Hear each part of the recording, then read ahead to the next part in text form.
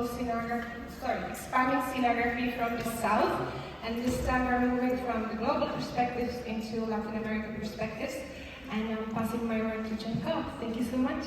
Thank you, Barbara.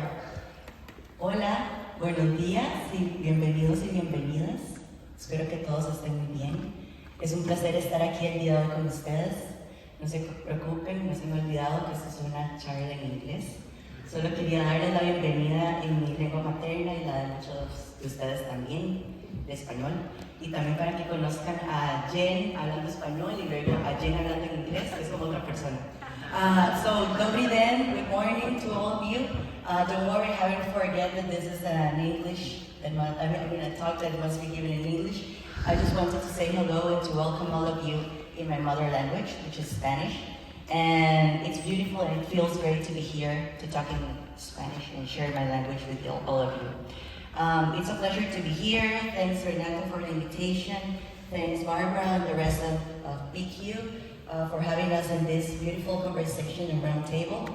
My name is Jennifer Cob. I'm from Costa Rica. My background is in interior design and stage design, but I name myself a space maker. And I also do interaction design as well, and I'll be the moderator of this round table. And so this is like the side B of this first introduction to PQ Talks. And we are here to share our perspective about scenography, stage design, performance design from our Latin American context with all of you. But before we start, it's super important to tell you that we five here are just a sample. We are just a small representation of the whole region of Latin America. And we're just like a fourth. We're just representing a fourth of the countries that we have in our region. And even though we all come from different countries, different backgrounds, we of course share similarities. And here is where it turns really valuable to talk and share perspectives about how our pre-colonial and colonial history, our language, our territory, values, and relationships between each other, but also between relationships with our context, relationships with our land, inform what we do as scenographers. And also how do we create and express ourselves, how do we get together, and how do we learn, grow, and evolve. Remember that Latin America is a young territory. We're in constant evolution, constant changing, and transformation. And well, I'm going to start to introduce the speakers for today. And I want you to please give a big applause after I name these people, because we come from very far. Okay, from Colombia, we have Susana Montero.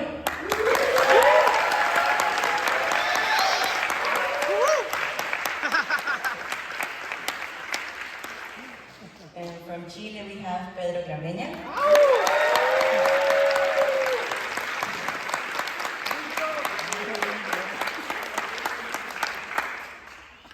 Look at your friends there.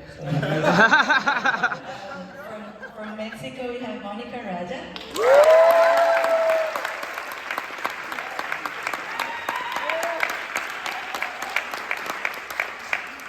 From Brazil, Renato Boleri.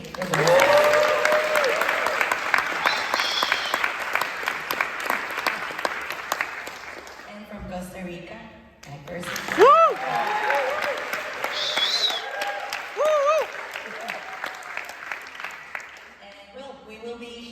Perspectives in this order, and this order might consider the transit from the individual perspectives to also collective perspectives.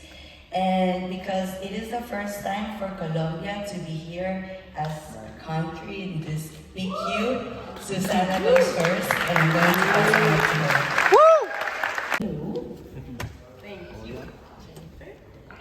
So, because I also have another personality in English, I will have to read. So, when we read the concept of rare, we thought that scenography in Colombia has always lived in a post-pandemic or rare scenario with lack of recognition as a fundamental profession within scenic arts. In the collective Vecinas Chicoteras, we are two art directors or visual artists designers, or whatever title suits better for the person addressed or the objective. And with Laura, we create a collective to make performances from visual arts. We find an opportunity in our country in directing rare theater that is more nomad and visual. We find the traditional theater, the traditional methodologies, traditional design processes, a way that is, besides inheriting from European codes, like the expecting aesthetics, acting, the topics about society, and even the way we should behave as audience in theater, many times too far from the Colombian audience and for younger generations that are actually trying to understand who they are, trying to find their identity in this chaotic country. There are definitely new theatrical languages, people wanting to call things different, people claiming for new ways of learning, of listening, of creating, modern ways of looking at our own ancestors and roots. Colombia as a colony has had a secret resistance that slowly, with time,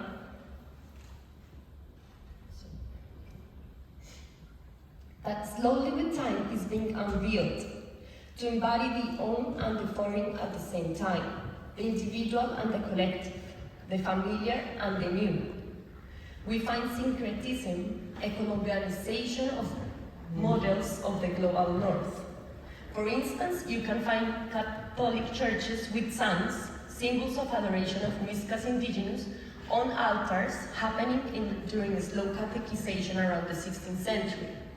Murals made by Italian painters in the National Theatre, Teatro Colón, with Western imagery together with endemic plants and animals. Western science symbols with indigenous reference, like this logo of the Museum of Medicine. In the spiritual tour in Praga, our performative exhibition for PQ, you will hear, for example, an audio of the planetarium with Western knowledge of the universe confronted by indigenous understanding of the cosmos. Namely, a sound installation or sound offerings for Brazil and for the world, for the people and for nature. So it's rare to hear the other, it's rare to hear the difference. Listening is rare. To hear the invisible, it's necessary attention and sensibility.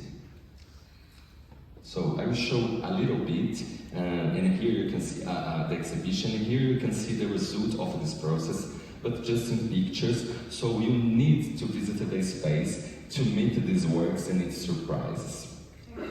The Brazilian and Latin American perspective, we believe, talks about the possibility to put people together, to practice the collective, to connect with all the magic of the earth and the universe. So, we believe in corners and its power of meetings, the power of the collective and connection with our multiple ancestors and natures. So, thank you very much. The Brazilian map with all the connections that you guys did to connect all these regions. That's wonderful. Thank you very much for sharing. And so now it's my turn. This is called Perspectives on Stage Design from a Costa Rican Context. And yeah, I'm Jennifer Cob from Costa Rica, and I'm also a member of LaMAE Foundation. Okay, I'm going to talk a little bit about our context. I'm going to put also into perspective the pandemic. I'm going to go back. I know that most of us don't want to remember those times. But the pandemic was a biological event. And we are, as living organisms, it's important to also address the changes that we suffered as living organisms, as people that went to also a huge biological event as the pandemic. I'm going also to share our learnings and results within LaMAE team, LaMAE Foundation. That's the collective that I'm representing today. And then I'm going to end the presentation just talking why are we living organisms and why are we pura vida. And so yeah, we come from Costa Rica and we are pura vida. That's something you might know from us. In Pura Vida, it's the way that we used to say hello to people. It's also how Costa Rican people, that's ticos and ticas, are described. And that means that we are pure life, and also that we are full of life. But what does that really mean? And as I was saying, I'm here to channel the voices of LaMAE as a collective and as a foundation. LaMAE stands for Memory of the Performing Arts, but we are basically the first foundation of, let's say, theater designers in Costa Rica, and we are working to build an association. We're just in the struggle, you know. And we just represent a sample of the diversity of scenographers that we have in our country.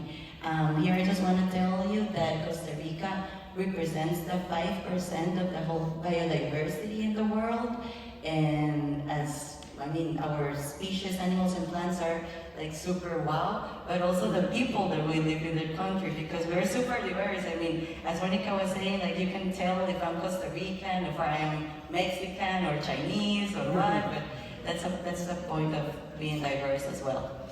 And to talk about our context, well, that's where we are located. We are just in the middle of our American continent, and well, as you're seeing there, we are located in Central America, and Central America has been a bridge for species, flora, fauna, but also for people. And some people have decided to stay there, some people are just passing through, and yeah, we are results of huge migration, and that's where we come from. But also theater has been affected by this migration, and our theater practices have been highly influenced by countries from the southern regions of our continent, such as Colombian theater, Argentinian theater, and also Chilean theater, which has been super important for us. And I have to say also that this responds to political changes happening in the south part of our continent, and these people have migrated to Costa Rica, and they have found somehow, I still don't know and understand how, they found conditions to growth and to keep expanding their artistic practices through the years. And now we are the result of this movement, these movements as well. And in the past years, we have been, of course, influenced by the northern regions of our territory. But what to know about Costa Rica in terms of stage design and scenography? Susana was saying, well, the same situation in Costa Rica as happens in Colombia. We have no formal schools of scenography in Costa Rica. That's why also LaMAE as a project, it's like super important to us, because it was born to preserve the memory of performing arts. You know, when you live in the tropics, you have the beaches, white sand and everything. It's sometimes hard to have like good memory because it's easier to forget things. So the archive was a very important thing to keep us also like in touch with our past, our history. And also it's important for you to know that our non-academic program inside of the foundation is called LaMAE, and it has been the first workshop on theatrical production, stage design, and scenography of Costa Rica and the region of Central America. And this is a little bit of our organization chart of how do we work. So we're called Memoria, Artes Escénicas, and you see up there the archive, which is like our mom. But then we have also our workshop or non-academic program. I'm still finding the words in English to describe this. The lab. We also have the space in which we are living there. It's called La Alhambra building. And there we have rehearsals, we have the space is like constantly changing. We also have theater, performance and dance events there. And we also are like a group of people, of researchers, that we constitute like the main nucleus of research of LaMAE. And also attached to that, like research part, we have now our performance collective, but that started from the pandemic. So, which were the sets of changes that we faced during the pandemic as a team and as a foundation, and as a collective. Working on the second version of LaMAE, thinking also to expand this workshop to other Central American countries. We were doing lots of networking. We were literally going to the workshops of our colleagues and their homes, like to just see how they were working, because for us it was super important to know the conditions in which other colleagues were making scenography and stage design. And also we were expanding the community, working with young emerging artists, thanks to a fund of the Netherlands, which is called the Prince Plus Foundation. And we were expanding and getting to know other communities that are not like traditionally known as scenic communities, but they do lots of performance, such as drag queens, for example, and also the LGBTI communities. We were working super closely with them. And also we were, of course, activating the space, and this was super important because there's, I think that as a stage designer, as a space maker, there is no more like thing that can give me like fear than seeing an empty space and not doing anything about that. So we were highly activating the space. But then the pandemic happened. And on a personal level, here you can see this was a commission that I have for the National Theater.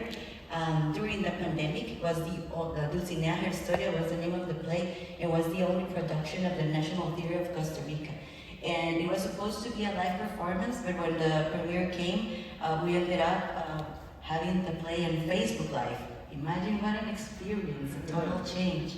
And I just want to point out, talking about awards and talking about the Ministry of Cultures and how this works, all the creative people involved in this project, and here I have Gustavo, and there is Micaela, the costume designer and visual artist, Gustavo.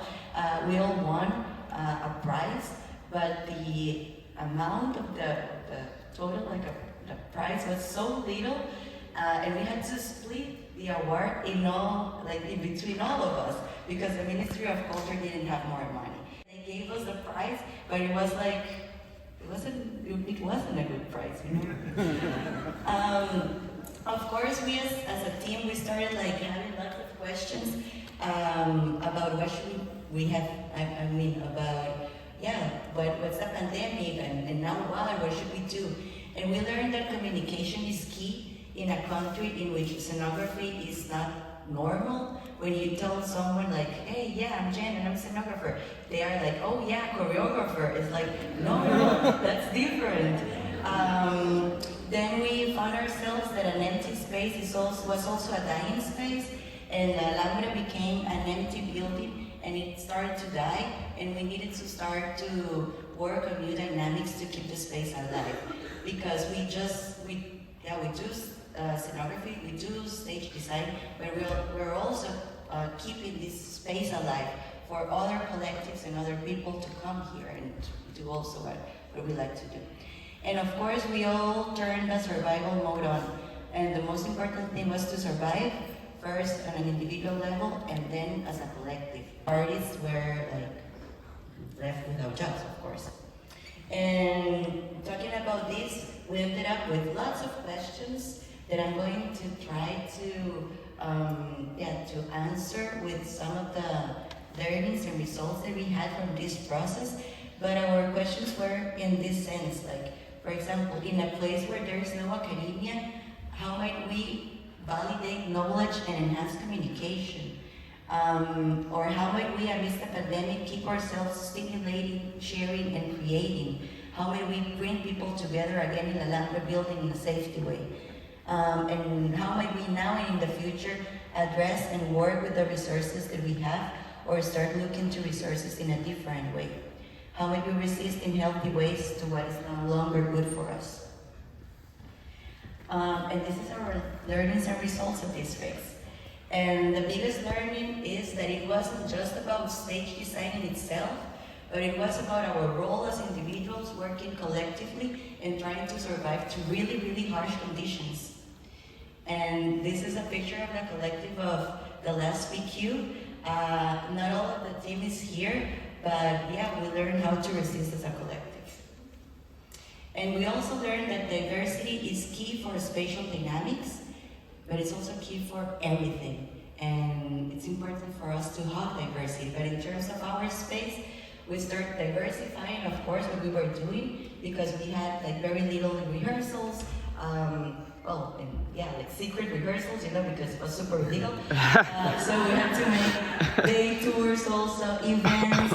We got like into also like knowing musicians and DJs that wanted to use the space. And we learned that living experiences together and sparking conversations with different people is crucial to keep things alive.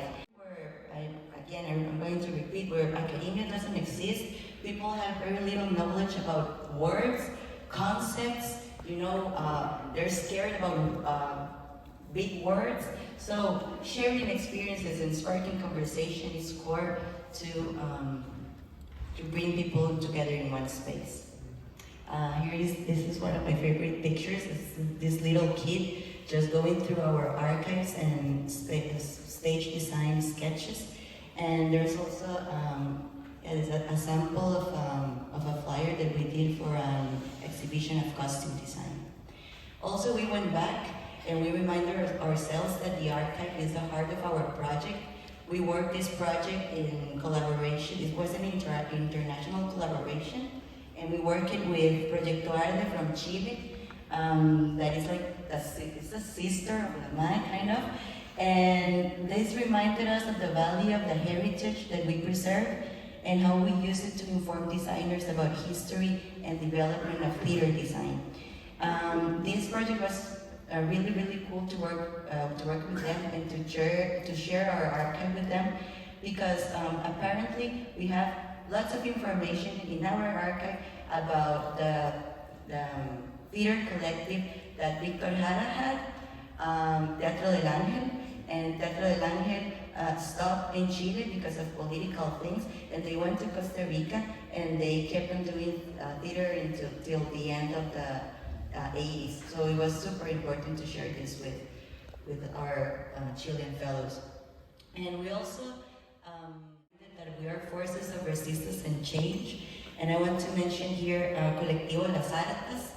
Las Artes the translation will be like Colectivo, we're sick of everything, but with a feminist perspective. And basically they want to burn it all and to break everything apart. But it's important to remind ourselves that when we don't have space to create, the streets are the best space to take and to go out and to share. And Micaela Canales and Mariela Richmond, which are part of our foundation, are part of Las Artes. We will have surprises later on at the PQ. And basically, these are boxer girls that are protesting, that are super active, but are active not with the sense of creating riot, but with the sense of never forget that they are performers, and they are, performers, that they are students of also like the whole theatrical phenomenon. And we also learn how to reconsider the individual and the collective. During this period of time was born our performance collective, which is called Compañía LaMAE. And this project was born from the simply desire and in a very organically way of these people to get together to start rehearsing, training, and creating again. These bodies in motion that needed to be in this space together because they were dying as they were alone in their homes, right? So, Compañía LaMAE had their first show at the National Festival of Choreographers, and I want to mention here that we have the choreographer, Victor Llevada, we have Cabo, and we have Javi as part of the Compañía LaMAE, and yeah, this piece was it was chosen to open the festival. We were like, what? You started making this during pandemic and now you have a company, it's so cool. And we also learned that politics are getting any better, but then we are living organisms, and then we are full of life, and then we can also embrace chaos to keep on creating. But we are surviving. This is not yet. We're in this constant loop. And this is what is going to happen in our near future to Costa Rica. We have already heard our colleagues here mentioning their issues with the Ministry of Culture of their countries, or Ministry of Culture, they were disappearing, and I think that we're going on the same track with our government. And getting to the end of the presentation, I just want to share this post-pandemic framework for LaMAE and what we learned from all of this. And the first one is going into, following the line of Complejo Conejo, embracing death. We need to decompose what is no longer good for us, just as fungi does, and microorganisms does as well. Mirror ourselves with those natural changes. Also, sharing experiences is super important, but we really need to live and share experiences. And here is when I want to point out to experiential knowledge, that sometimes we deny it, but it's so important experience that we are living and sharing and feeling and sensing with our whole bodies. Also, I think it's important to be aware of creating efficient systems, discovering the magic of managing resources and materialities, because money is not everything in life. And our country is called Costa Rica, which is rich coast, because supposedly for the Spanish conquerors we were rich. We're still finding out why, but we know that we have lots of resources to work with it. So maybe a shift on this mindset might help us to resist and to keep on going. And also, we learned about how to be pollinators. We have been pollinized over and over again because of our strategic location of our territory, but also that's why we are here today, because we also want to share with all of you in a different context what do we do and what do we create. And so it's the experience that is lived around what is being created, what is really valuable, and to acknowledge the whole process and the whole ecosystem. It's super important, not only the final result. And this is it. Gracias.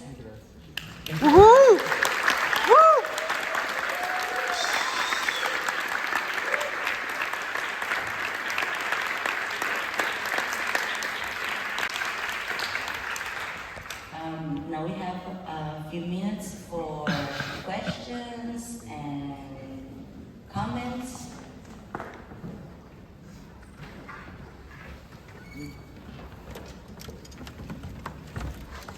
Just coming to Praga. Okay. Thank you for sharing your experience. I am Jimena from Mexico. I am a theater producer. I think that the rare in LA is to feel that we fit it and we well paid of the work that we do. And it's a little bit sad. And it is a paradox that we born in a very rich countries and mega diverse that have an immense territory of land, but there is no place for all. And the life is a struggle, and as a woman we need to be a state of alert all the time. And why? Here, being in Prague now, I feel that I don't need to be on alert all the time. I feel it's very rare. And what is our natural place? Why we, as a Latin American, why we don't feel that fit in our place that we born? It's a reflection. It's not a real question that I want to, but I want to share with all of you.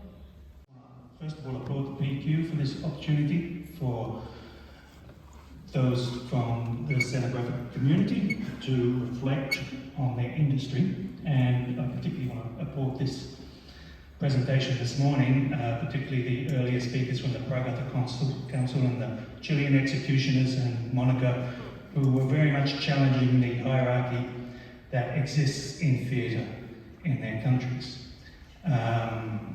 One of you mentioned Katerina the wigmaker, worked for 30 years in theatre and was dismissed. I would relate very strongly with that person as, after 30 years as a set builder, my body is broken, I can't do my job anymore, and there is never any credit really given for the work that you do. I understand that you're working under very difficult regimes, but I think our entire industry is colonized in a way that oppresses many and lets few rise to the top. These are my PQ thoughts, and at the moment I've moved on from my theatre career. I'm doing a PhD. I'm reflecting on the sociology and culture of our communities.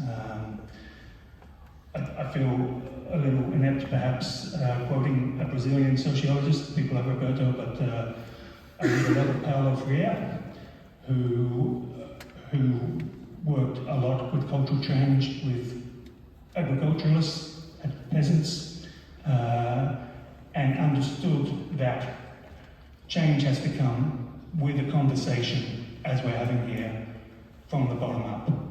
I think we're having that conversation. I think the change is coming, although it has to come for us. We have a saying in the West, I've worked in the West, in Europe, and Western-centric theatre in Australia. We have a saying in the West, turkeys don't vote for Christmas. And that the people who run our institutions don't want it to change. We have to make it change. So, once again, I just want to applaud all the speakers this morning. It's magnificent, and thank you for your time. Hi, my name's Viv. I'm from the University of Melbourne. I'll try to condense my PQ thoughts at the time. I just wanted to ask on communication and connection, because that came up so much, in trying to hear the unknown, hear the impossible, with trying to break through to communities and people in your life that don't have the same sort of language of theatre and scenography or of art in general, because it can feel so hard, at least for me as a young designer and maker, to break through the need to only talk to people who already understand you. And I do feel like that in PQ a little bit, though it is exciting, but it's like, oh, everyone here already knows the same thing. But I think it can be the hardest and the best thing to connect to people who don't already understand it and already have the knowledge. Thank you. With humbleness, and to try to speak with those, who are not into arts, design, and yeah, just people in general, and how my day sense also your emotion and your passion, and also it's how community is also built.